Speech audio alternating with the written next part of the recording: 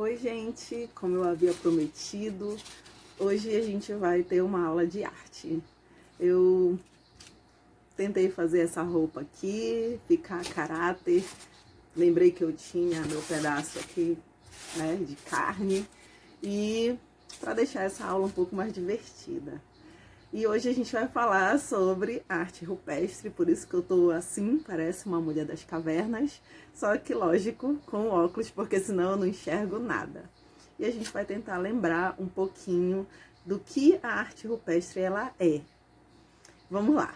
O termo arte rupestre vem do latim rupes ou rupes, que quer dizer rochedo, ou seja, a arte rupestre é aquela realizada nas paredes das cavernas, nas rochas.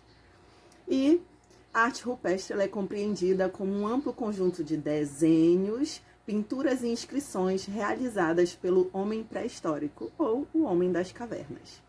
Geralmente, esse tipo de manifestação artística aparece no interior das cavernas e outras superfícies rochosas, cingidas pela marca da presença humana. Ainda hoje, muitos especialistas discutem se o desenho rupestre pode ser avaliado como uma forma de arte, que, ao meu ver, de acordo com os estudos, o homem pré-histórico ele não fazia esses desenhos, nem todas as suas realizações pensando em ser um artista.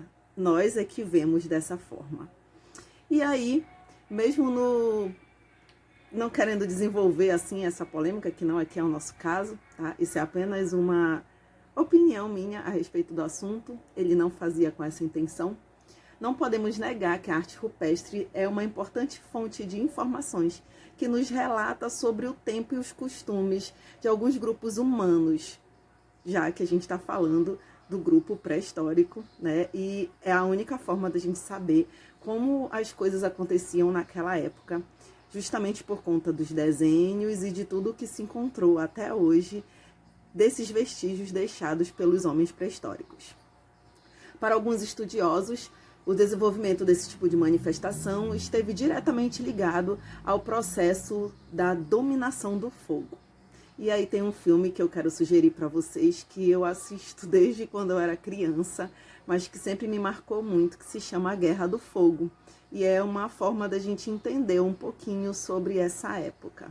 Então, fica uma dica para você dar uma assistida nesse filme e tentar entender um pouquinho.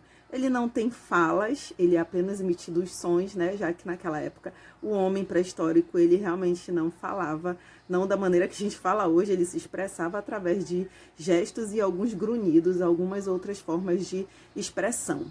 Mas você vai gostar, eu tenho certeza disso. O controle desse elemento, que é o fogo natural, permitiu o conforto e a segurança necessária para o posterior surgimento de processos de comunicação mais complexos, como a palavra e a arte.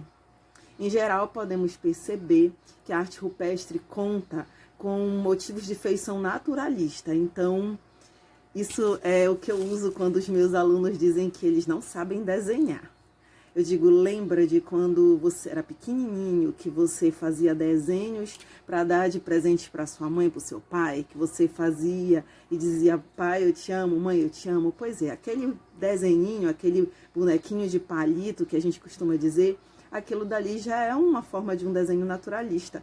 Aquilo nasce com a gente, nasce conosco, né? E para eles, para os homens pré-históricos, era esse tipo de desenho. Não tinha esse desenho cheio de detalhes que nós vemos hoje, mas era o mais natural possível. E tem algo assim que eu ainda vou falar mais, mas eu quero chamar bem a atenção. Quando eles faziam os desenhos, se você for perceber, os desenhos que foram encontrados nas paredes das cavernas, eles desenhavam os homens, o ser humano, sem muitos detalhes. Sempre aquele bonequinho magrelinho, né, como a gente fala nas aulas, mas eles se espelhavam mais, caprichavam mais nos detalhes quando eles desenhavam os animais, os bisões, a sua caça.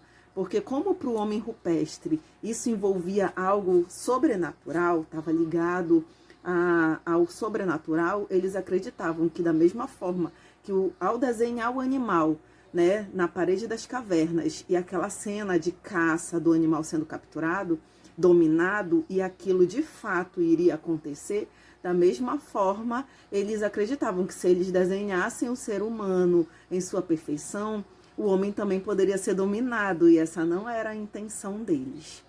Então, apesar dessa leitura possível, devemos salientar que a interpretação da arte rupestre está repleta de limites e problemas, mas isso não implica dizer que o homem pré-histórico fosse desprovido de qualquer senso estético. Ao representar um animal ou um próximo, um ser humano, o autor explorava elementos de produção, de proporção e totalidade que teriam como pretensão salientar aquilo que era visto como importante em sua visão particular, que é o que eu acabei de explicar. Então, se era importante ele caçar, ele aprisionar, né, ele dominar sua presa, então era nisso que ele focava. Paralelamente, devemos citar que a arte rupestre não se limitava ao registro cotidiano ou marcação de uma situação corriqueira. Muitas pinturas encontradas em cavernas, escondidas e regiões pouco habitadas indicam que essa manifestação artística cumpria uma parte dos rituais funerários e religiosos da pré-história. Como eu falei para vocês, sempre estava ligado ao sobrenatural, ao religioso, podemos assim dizer, né? Apesar de não se ter uma religião instituída naquela época. Ao mesmo tempo, a presença de motivos geométricos, que são formas simples, círculos, cruzes, pontos e espirais, tá? Demonstra outra faceta complexa e misteriosa dessa arte. Então, eram os tipos de inscrições que eles faziam, além dos desenhos de caça, de dança, de funeral, de toda a manifestação que era contida no meio em que eles viviam. Tá? Então, a arte rupestre ela não nasceu da necessidade de ser arte, mas ela nasceu da necessidade de se registrar, de se manter vivo aquilo que acontecia. Nem sempre eram apenas coisas do dia a dia, como acabei de falar para você, tinha a ver às vezes com rituais de funeral, de morte, tinha a ver com rituais de caça. Então, eram os ritos que eram realizados em meio àquela comunidade, aquela aldeia, aquele povo, aquela concentração humana, né? E eles registravam dessa forma, através das pinturas e das inscrições nas paredes das cavernas. E as formas mais simples que eram utilizadas eram essas que eu acabei de falar: círculos, espirais, pontos, cruzes. Então, é algo bem natural e sem muita preocupação com esses detalhes. Da mesma forma, tudo que eles faziam a respeito de, depois da descoberta do fogo, a respeito do período da pedra polida, da pedra lascada, de todos os períodos que nós temos, que eu posso explicar numa próxima aula. Tudo o que eles faziam era para necessidade e uso cotidiano, tá? Então, eles acreditavam muito nessa parte sobrenatural e tudo era feito de acordo com a evolução e com a busca do fogo. E era isso que ia motivando a mudança desse estilo de arte que nós vemos hoje como arte. Eles utilizavam, como hoje a gente tem vários tipos de tinta, né? Na época não se tinha isso, então eles utilizavam para pintar nas paredes das cavernas argila, tá? Usavam sangue de animais, usavam carvão. Alguém pergunta assim, já fazia carvão? Carvão, que é a madeira queimada, né? Ela queimou, ela automaticamente vira carvão. Mas o que era mais utilizado mesmo era o sangue dos animais. E isso fica registrado até hoje. E até hoje nós encontramos em muitas cavernas ainda esses registros deixados por esses ancestrais. Eu espero que você tenha gostado um pouquinho do que eu expliquei.